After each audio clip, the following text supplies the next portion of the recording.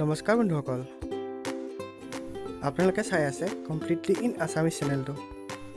অনুগ্ৰহ কৰি চেনেলটো ছাবস্ক্ৰাইব কৰিব আৰু কাষত থকা বেল আইকনটো প্ৰেছ কৰিব। আজি মই আপোনালোকক ক'বলৈ ওলাইছোঁ কোনো ধৰণৰ এপ ব্যৱহাৰ নকৰাকৈ অতি সহজতে ফটোৰ বেকগ্ৰাউণ্ড কেনেদৰে ৰিমুভ কৰিব পাৰি। তেন্তে বলক পলম নকৰি ভিডিঅ'টো আৰম্ভ কৰোঁ। প্ৰথমতে ব্ৰাউজাৰটো অ'পেন কৰি ল'ব আৰু তাত টাইপ কৰিব Remove.bg।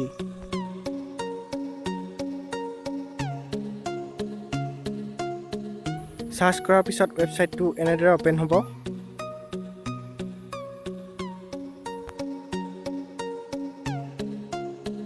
অলপ স্ক্ৰল কৰাৰ পিছত চিলেক্ট এ ফটো বুলি এটা অপশ্যন পাব, তাত ক্লিক কৰিব। তাৰপিছত ফাইলছত যাব।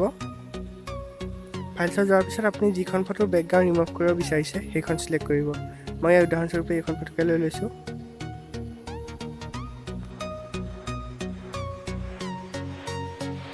এনেদৰে ওপৰত অলপ সময় প্ৰচেছিং দেখাব।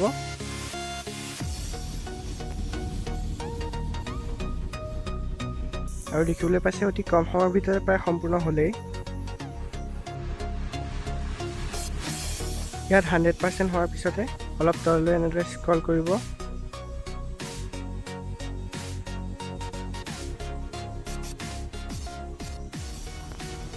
চাওক ফটোকপিৰ বেকগ্ৰাউণ্ড কিমান সুন্দৰভাৱে ৰিমুভ হৈছে আৰু অতি কম সময়ৰ ভিতৰতে।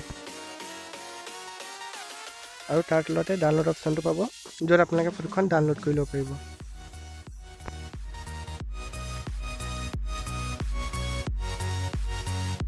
যদিহে আপোনালোকে ফটোখনৰ বেকগ্ৰাউণ্ডৰ কালাৰটো চেঞ্জ কৰিব বিচাৰে তেন্তে তাৰ বাবে এটা অপশ্যন আছে এডিট বুলি, তাত ক্লিক কৰিব। আৰু তাত গৈ কালাৰত ক্লিক কৰিব। ক্লিক কৰাৰ পিছত আপোনালোকে যিটো কালাৰৰ বেকগ্ৰাউণ্ড দিব বিচাৰিছে সেইটো ইয়াৰ পৰা চিলেক্ট কৰি ল'ব। আৰু ফটোখন ছেভ কৰিবৰ বাবে তলত ছেভ বুলি এটা অপশ্যন আছে, তাত ক্লিক কৰি দিব।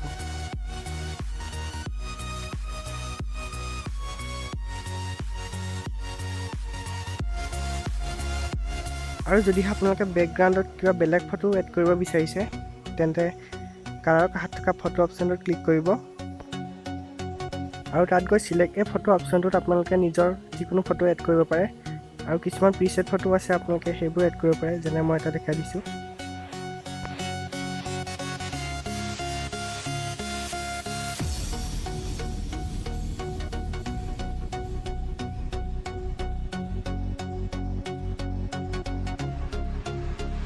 এনেদৰে বেকগ্ৰাউণ্ডত ফটো এড কৰাৰ পিছত আগৰ দৰে ছেভত ক্লিক কৰিলে ফটোকপি ডাউনলোড হৈ যাব।